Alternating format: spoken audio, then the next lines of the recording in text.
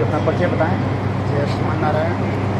मैं श्री दिव्य नारायण दामाद दास आज भगवान श्री द्वारकाधीश के मंदिर में श्री दोराहा बाबा आश्रम आज से श्रीमद् भागवत कथा का आयोजन हो रहा है और सभी भगवत कथा के जो रसिक हैं सभी इसके पात्र हैं।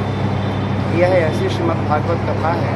कहा गया स्वर्गे सत्य च कैलासे वैकुंठे नास्त्ययं रसः अतः पिबन्तु सद्भाग्य मामा मुरुचत कर्चित। यह न स्वर्ग में न सत्यलोक में न कैलाश में कहीं भी यह प्राप्त होने वाली कथा नहीं है।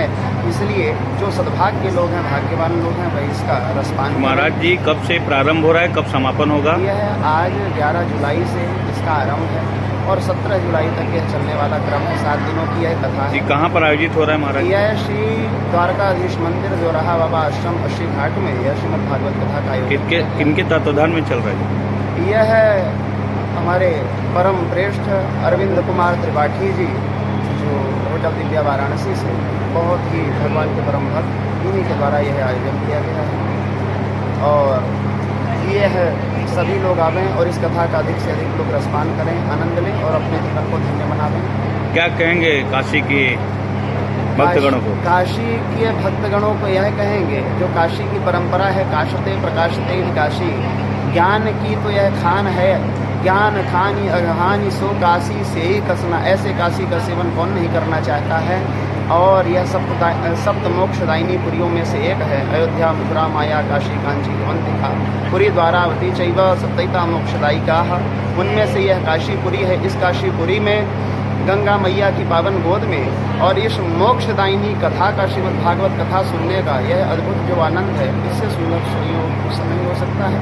सभी आएँ और सभी इस कथा का श्रवण लाभ करें और वो आनंद।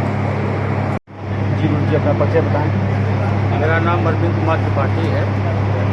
मैं राजेंद्र प्रसाद त्रिपाठी महाविद्यालय का प्रबंधक हूँ और यहाँ बगल में मेरा होटल दिया है। ये मेरा गुरु आश्रम है श्री द्वारकाधीश मंदिर और श्री देवराहा बाबा द्वारा स्थापित मंदिर है। देवराहा बाबा को कौन नहीं जानता है। और आज इस मंदिर के प्रांगण में हमें श्रीमद् भागवत पुराण कहानी का जो सौभाग्य मिला है तो मैं श्री द्वारकाधीश महाराज जी की प्रेरणा को ही मान सकता हूँ। भगवान की प्रेरणा के बिना इतना बड़ा अनुष्ठान कोई नहीं कर सकता।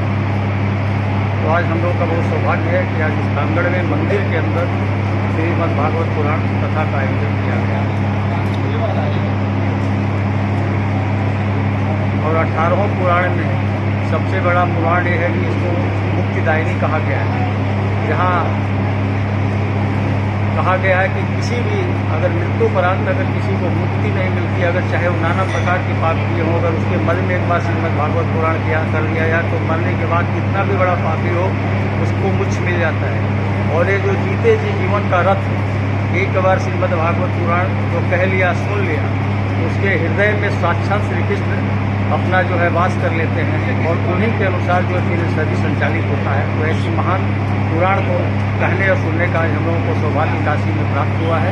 इसके लिए मैं महाराज जी व्यास जी को और सबसे बड़ा जो भगवान को मैं धन्यवाद देना चाहता हूँ, द्वारकाधीश महाराज जी को धन्यवाद देना चाहता हूँ। सर बात की जाए काशी धर्म की नगरी मानी जाती है, मोक्ष की नगरी मानी जाती है, काशी के भक्तगणों को क्या कहेंगे?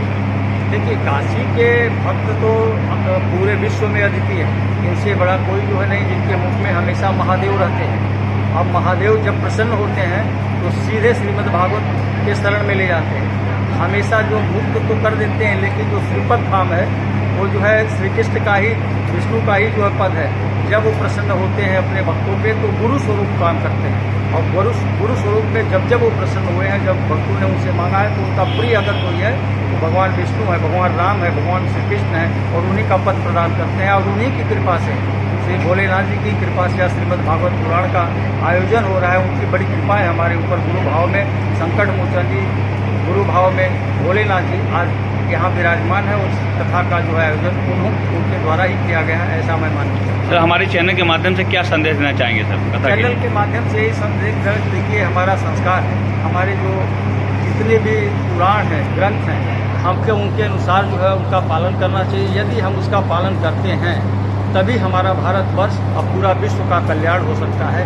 अदरवाइज तो आप देख रहे हैं कि विश्व में किस तरीके से अनाचार दुराचार फैला हुआ है और इस तरीके कथा के माध्यम से ही एक जो है प्रेम की और जो विश्व में जो कहते हैं कि विश्व में शांति हो, प्राणियों में सद्भावना हो, बिना इस कथा को श्रवण किए, बिना कहाए विश्व में शांति हो ही नहीं सकती।